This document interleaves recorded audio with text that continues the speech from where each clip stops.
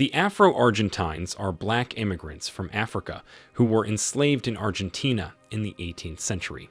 Their large numbers formed a significant part of the Argentina population, but after a few years, their numbers decreased.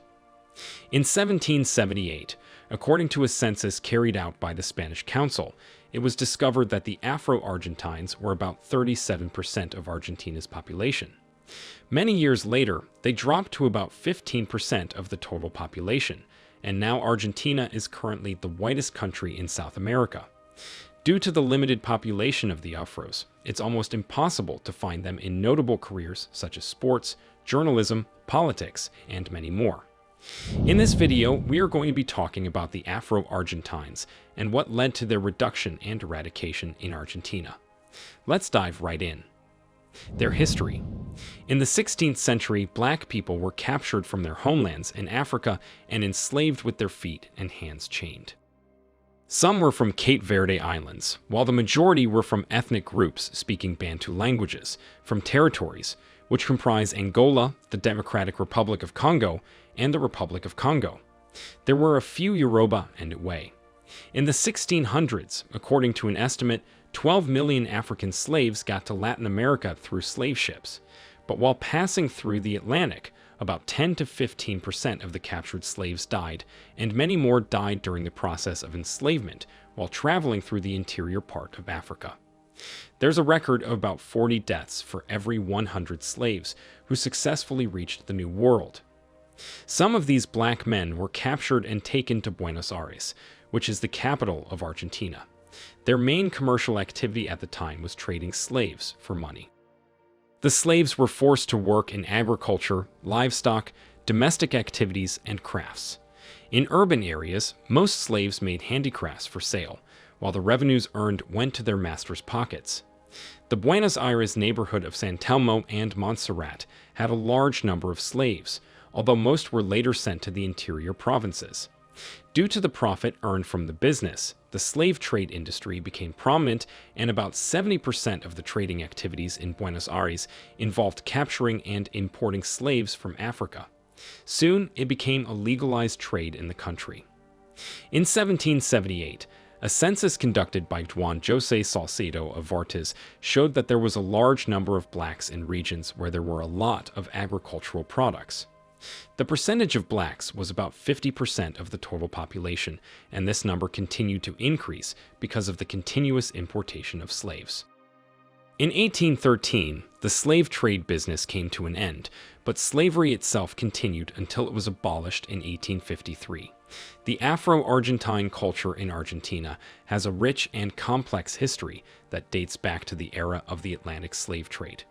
While the country has a relatively small Afro-Argentine population today, estimated at around 1 to 2%, their cultural contributions have been significant and have helped shape the country's identity. Afro-Argentine culture is an essential part of Argentina's diverse cultural heritage. Buenos Aires, which was once the center of the slave trading business, is currently admired for its clothing architecture and structural beauty. Denial of rights. From the colonial period till the 19th century, the Afro-Argentines were considered property rather than human beings and had no legal rights. Even after slavery was abolished in 1853, Afro-Argentines faced segregation and discrimination in many areas of life. They were often excluded from schools, churches, and other public institutions and were forced to live in separate neighborhoods. Afro-Argentines were often excluded from well-paying jobs and were forced to work in menial or low-paying occupations. They also faced discrimination in hiring and promotion. They were often excluded from political participation and had little representation in government. They were also denied the right to vote until 1912. Many Afro-Argentines lost their land and property due to discriminatory laws and practices. They were often forced off their land or had their property seized without compensation. Black people couldn't attend universities before the law got abolished in 1853. The white children had a longer number of schooling years than the black children because of racism. The 14 schools in Buenos Aires in 1857 only admitted 2 black children, although 15% of students that year were of color. They had no access to their healthcare centers. All of these resulted in their poor economic and financial status. What led to the decline of the Afro Argentines population? The Afro Argentine population began to decline in the late 19th and early 20th centuries due to a combination of various factors. One of the main factors is the abolishment of slavery in Argentina in 1813. This led to a gradual decrease in the number of enslaved Africans and Afro-descendants. Its decrease was a result of an absence of a legal mechanism for importing new African slaves into the country, hence limiting the growth of the Afro-Argentine population. The Afro-Argentines and Argentines War also reduced the black population. A war broke out in 1810, and the Argentines fought for their independence. In 1816, they finally got their independence from Spain. However, the black men who were slaves during the war were forced to fight at the battlefronts. This led to a large death casualty of the black population. They might have assisted in fighting for independence, but the Argentines also used it as a way of reducing the population of blacks in their country. Maria Remedios del Valle was one of the notable slave soldiers who fought during the war, alongside her husband and children. She fought in several battles and was known as Madre de la Patria, meaning Mother of the Nation, for her bravery and dedication to the cause. However, she lost her husband and son in the war and died of poverty in 1847. Another notable slave is Jacinto Ventura de Molina. In 1773, he was born into slavery in Buenos Aires and fought in the Wars of Independence. He was wounded in the Battle of Salta in 1813 and died shortly after from his injuries. Are you enjoying this video? Like and subscribe to the New Tourist channel. Do not forget to turn on notifications so you get notified whenever we upload interesting videos like this. Let's continue. In the late 19th and early 20th centuries, the government made a call for European immigrants, and this caused an increase in the number of white people due to the Europeans who migrated. With more European immigrants in Argentina, the prospects for a whiter country were achieved. Due to interracial marriages, a new mixed race was created, and this kept reducing the black skin color.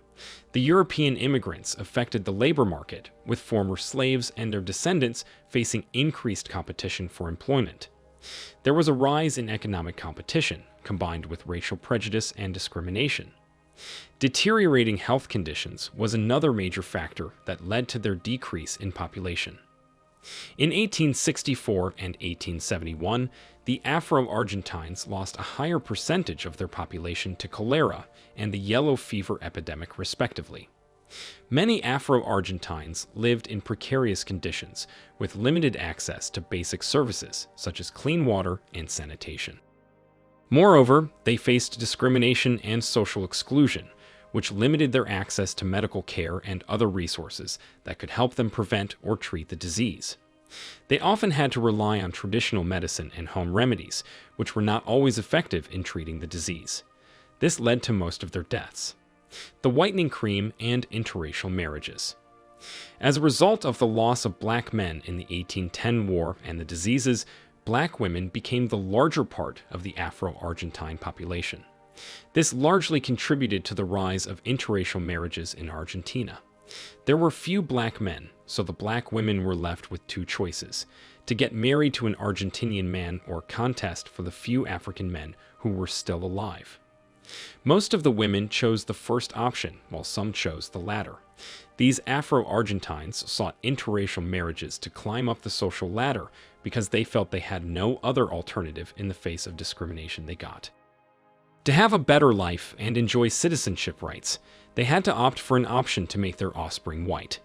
The new generation of people born from interracial marriages were referred to as the non-whites, which was a superficial term that embodied the government's denial of its racial diversity.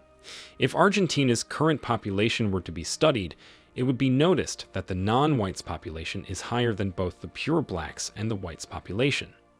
Interracial marriages functioned like a whitening cream. Accompanied by the whitening was a loss in their black identity, not just in genetic makeup and skin color, but in consciousness as well. About 90% of the people in Argentina today, who are identified to be white, is proof that many Argentines are ignorant of their ancestry to the extent that they really can't tell if they are indeed white or they are descendants of Afro Argentines. All of these factors contributed to the marginalization and eventual disappearance of the Afro Argentine community.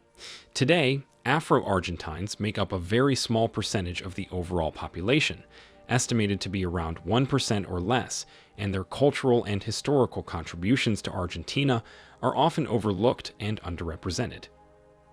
Afro Argentines today. The masked ethical demarcation that has assured Argentina's erasure of its black history is astounding. As the lives of Afro Argentines were lost, the black knowledge and the black accounts also got lost in history. In recent times, due to the effect of the re-emergence of the black community in the 20th century, the Afro Argentines continually fought to bring back their histories by telling their stories to people. They have also created black associations such as the Grupo Cultural Afro, SOS Racismo, and most importantly, the Africa Viva group, which was innovated by Paca La Madrid. These groups have helped to revitalize people's interest in the African heritage of Argentina. There are also the Afro-Uruguayan and Afro-Brazilian settlers who helped to expand the African culture in Argentina. On 9 October 2006, the Forum of African Descent and Africans in Argentina was created to promote its social and artistic pluralism, a fight against the demarcation of the black population in the country. The National Institute Against Demarcation INADI is the public body that is responsible for combating demarcation and racism. In 2021, the Argentine government created a community, which is known as the Afro Argentine Community Federal Advisory Council. The community comprises prominent Afro Argentine activists and scholars. A memorable feat was achieved when November 8 was assigned by the Argentine legislation to celebrate Maria Remedios del Val, the female Afro-Argentine soldier who fought for Argentina during the Argentine War of Independence in the 1800th century. Since 2013, November 8 has officially been pertained to as the public day of the Afro-Argentines, and its African culture has served as a day when Argentina revisits and celebrates its roots. But yet, the question of whether Argentina is truly a white country or not continues to persist. This question does not fit into a black or white structure, but one thing is certain. White Argentina found it quite difficult to completely eradicate the black Argentines in its libraries, which is a good thing, most especially for the Afro-Argentines who had bravely fought for the country's freedom. We have come to the end of this video. What do you think of the Afro-Argentines? Do you think they deserve top positions in Argentina? Let us know in the comments section. Like and subscribe to the new tourist channel, and do not forget to turn on notifications so you get notified whenever we upload interesting content like this. Thank you and see you in our next video.